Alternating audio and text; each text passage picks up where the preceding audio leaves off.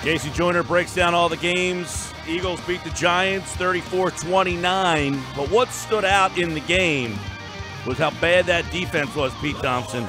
They were not very good in the game. That was an abrupt end. I was going to say, did it drop off like the song dropped off there? It just froze on me. I threw those numbers out at you, man. First 11 games of the season, 17.4 points allowed.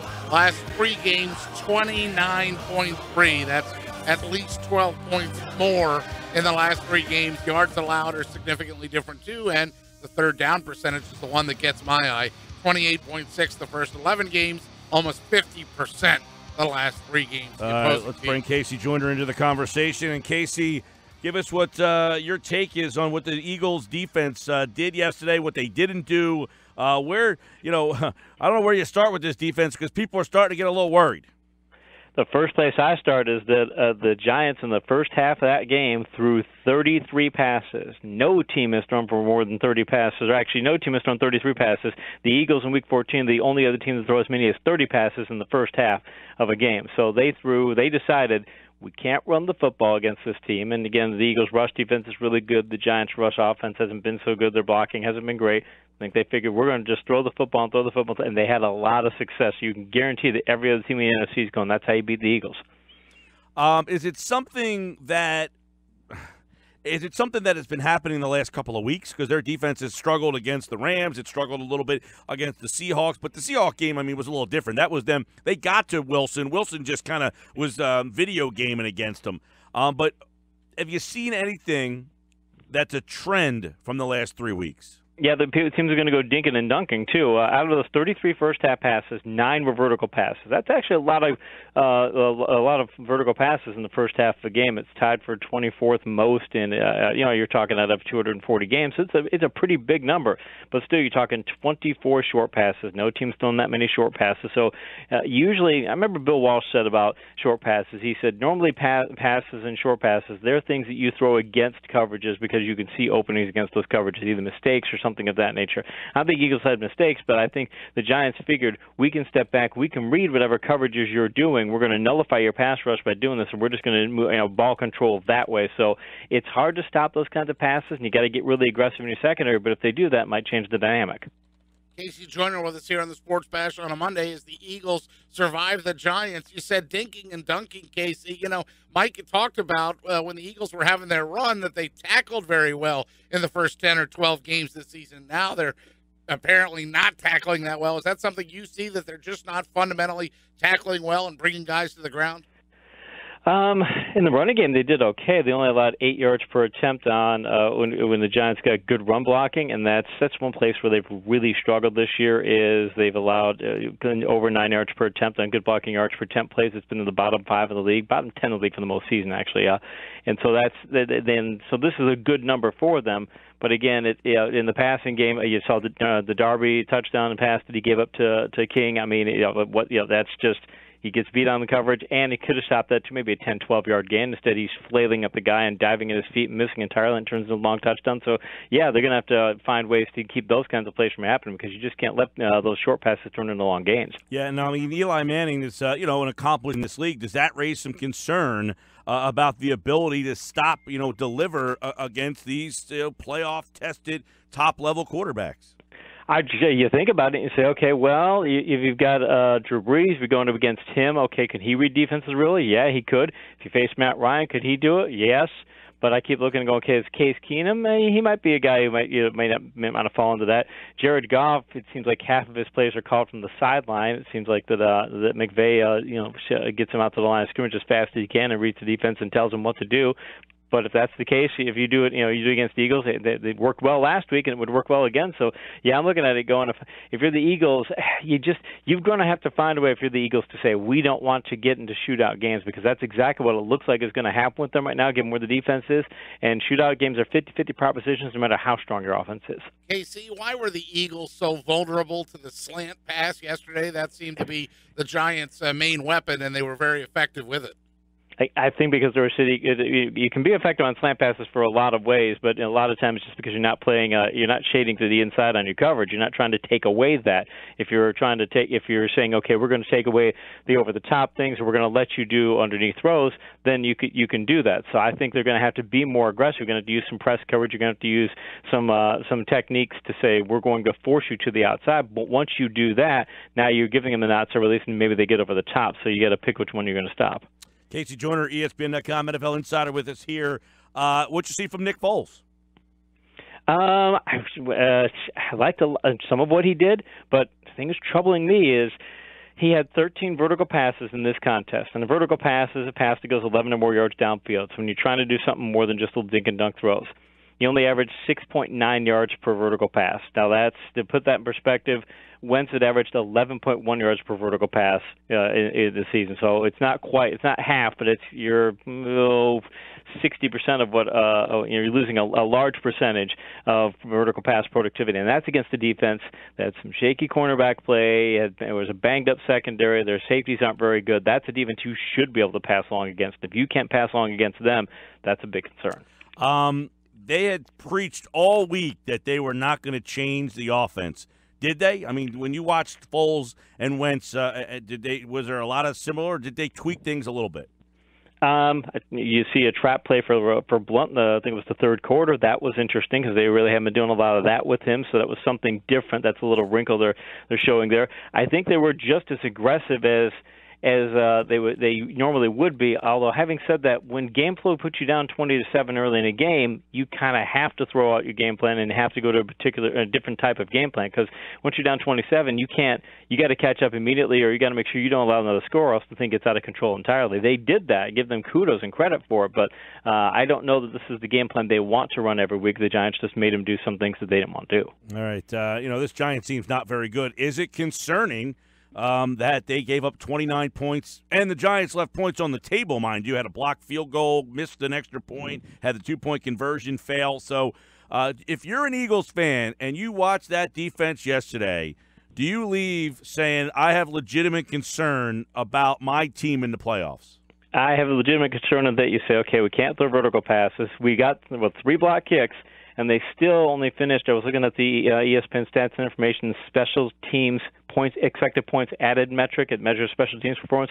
They still only like 5th in this week in that metric. You'd think 3 block kicks should be ranked higher than that. So even when you have performance of special teams that not even is quite as good as it should be, you're not getting big vertical passes, you're giving up too many passes, you're missing tackles on defense, you're looking at it going, this is not, you'd want to be trending upward about this time of year, and that's not where the Eagles are right now. So yeah, I'm very concerned. There's a lot of things they got to fix. Not good, right? not a good feeling all of a sudden there, PT. The one thing for sure, though, they did score 34 points. Is that a product of the Giants' defense? Is that bad, or is this a system offense that, quarterbacks are going to go in there and succeed? You put the word, it's a system offense in part, but the run blocking was still really good, and they had a good blocking rate of, I believe it was just over. Yeah, it was over 60%. So the good blocking rate was fine. They didn't get many breakaway runs, although they did have Ajayi hit that one. I think it was a 22-yard gain in the fourth quarter. They still only averaged 6.2 yards per attempt. They're capable of doing better than that. In fact, that's been a problem for them, though. It's one other thing I'll mention. Last 3 games in good blocking yards per attempt, 8 is the league average, and you want to be 9 or 10 would be great. You don't really be below 8. They've averaged 5.6, 6.8, and 6.2 the past 3 weeks. So they need to get some more home runs in the running game. But you don't get home runs in the running game, you're not hitting vertical passes, and you still score 34 points. It does show how dangerous the team is.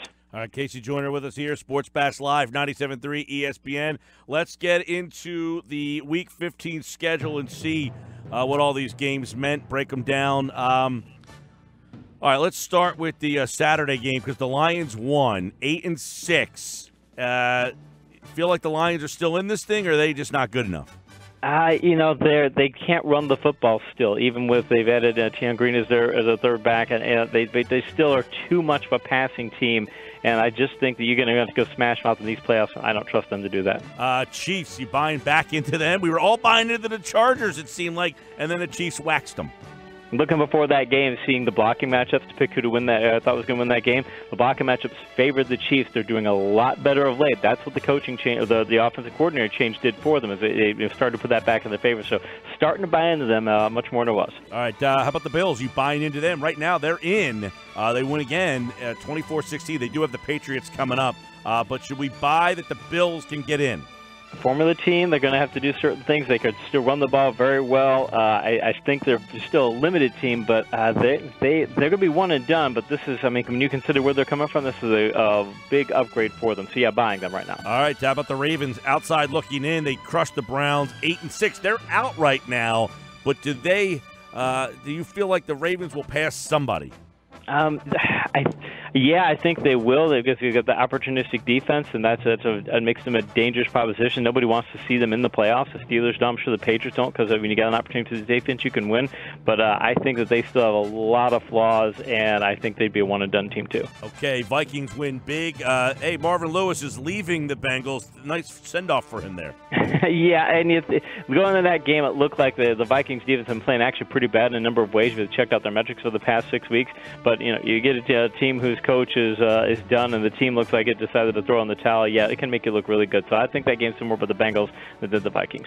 Saints win at home. They handle the Jets. They did their business 31-19. This is a team that won 10 games. We talk about the Eagles' defense and how good they were, but Saints with that defense, I guess, if they get to the playoffs with that defense, you got to be worried about playing them. I still don't see them battle tested. They're doing great against some teams, but I want to see them play the Rams in the playoffs, and I see the Vikings have powerful offense, the Eagles are powerful offense, Carolina does. I just think that they're going to have to get more done offensively. It'd be curious because I don't know that Drew Brees is going to be able to keep up and shootout games, but that's what they have to get into. All right, everybody was afraid of the Packers. Rodgers back, but the Panthers at home said, guys, no one was talking about us, and they took care of business 31-24. Yeah, the Packers Rodgers can't come back. He tried to tell people, this is not me coming back and bringing everybody or bringing us a title. Calm yourself on that. And he proved him right in things because he didn't look at full speed. And I think the Packers still have a lot of other issues. So if they're out of the playoffs, they deserve to be. 45-7. Jacksonville is in the playoffs for the first time in 10 years. They crushed the Texans. They should crush the Texans, but the thing is, I look at their schedule and say, boy, their schedule's weak, and they're just crushing these teams. These weak teams. But Bill James used to point out that great teams, and I'm not saying that Jacksonville's a great team, but he said that great teams, if you look at their history, especially in like baseball, they will destroy bad competition because that's what they're supposed to do. That's a differentiator to say you're that good. So Jacksonville may very well be that good. What about the Rams? 42-7. Are they that good? Yes, they are that good. I thought they'd beat Seattle, but they go up there and dominate like they did. They got a bigger pass rush against Russell Wilson than any team. I wrote about in today's ESPN Insider or ESPN Fantasy article today. They got more pass rush against Russell Wilson than any other team has this season, and they got pass rush in nearly 50% of his dropbacks. I mean, it was just dominant.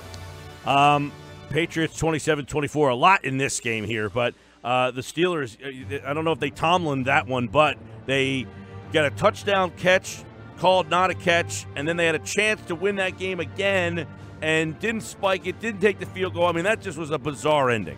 It's the kind of thing that's a different form of Tomlin. I have to figure out a different term for that because Tomlin is you play down to competition level. That's a different form where you just they do things toward the end of the game where they make the big plays and such, and they've been making those big plays and winning. But then, I've just read something online where Belichick tells his players, don't try and stretch for the end zone. Don't try and stretch for the pylon. If you do, he's going to bench him because he knows those plays would get called incomplete. Get the completion, and then if you can get the other yards, great, but don't be stretching like that. So maybe Tomlin needs to take a page from Belichick. What was your interpretation of the catch, no catch? I believe they interpreted it properly. It's no catch, and I think it's the dumbest rule in football, and they need to change it. I like that. Well said. Yes. Let's look at what happened to the Titans. I mean, they're crashing and burning. They're still in right now, but are they out of gas? Garoppolo, by the way, has won 3 in a row. Garoppolo, hey, he's the real deal. And now once they start getting even more talent around him, and he's got the best play call in the NFL, that could be a playoff team as early as next year. Titans, their offensive line took some big steps back. They were dominant about first half of the season. The last 6 weeks, they really started to fall off, and they're like the Cowboys. So the offensive line plays well, they win, and if they don't, they don't. How about Dallas? 20-17, they won with an index card. and with an index card, and with Carr trying to do again second person to the fumble out of the end zone rule for the touchback, to get the benefit there too. That's a game that's the kind of game that you win and you think maybe that's the kind of game that propels you to a playoff berth. I still could see them do it, but they're just not the same team. Maybe they get it back with Zeke when he's back in there, but that just has not been the same team since Zeke left. And that will be this week when they play Seattle. So Dallas is still alive. Seattle is still alive. Detroit is still alive. And you got the Falcons tonight. So Atlanta playing Tampa Bay. Any shot for Tampa Bay at home to pull off an upset, because the Falcons control their own destiny. If they win out, they're going to win the South.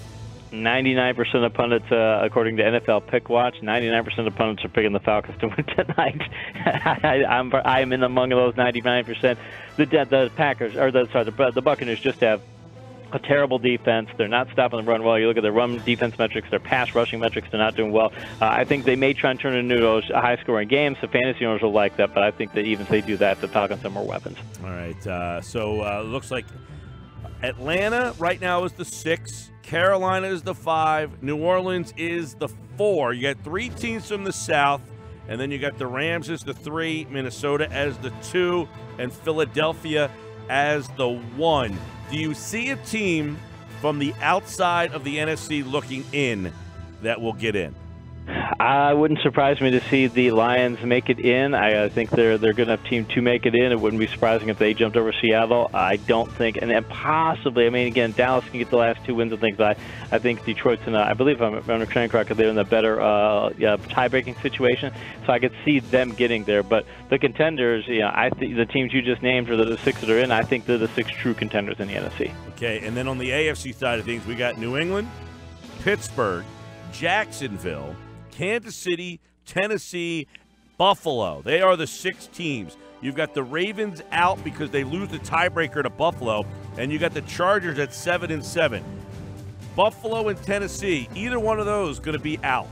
Tennessee won't make the playoffs. I'll just say that right now because they got Jacksonville in Week 17. They're going to lose that game, and I think they could. The way they're playing, they could lose next week too. So I think they're right now they're one of the 2 wild cards. I think they're out. I think Buffalo and the Ravens will probably make the playoffs as wild cards. Okay, KC Joyner brought to you by BMW of Atlantic City. The ultimate driving experience is closer than you think. He'll be back on Friday's show. Don't forget to tell him about Bobby Hart. Oh, yeah. No, so Bobby Hart went off sides. I asked who it was. Pete said Bret Hart, and I asked if it was the Montreal Screwjob or the WrestleMania 13 match against Steve Austin. That was his better moment. I've been listening to you guys talk wrestling so much, it's bleeding into my – it just says in the – when you look up the PDF file, it says New York Giants B. Hart. So what name comes out of my list? Bret Hart. That's right. That's right. Hey, it's the excellence of execution, right? Yes, he is. There you go, PT. The excellence of execution. Best there is, the best there was, best there ever will be. All right. Casey's back on Friday's show. He's getting us ready for Eagles and the Raiders Christmas night. Thanks, pal. Thanks, Casey. Appreciate it, guys.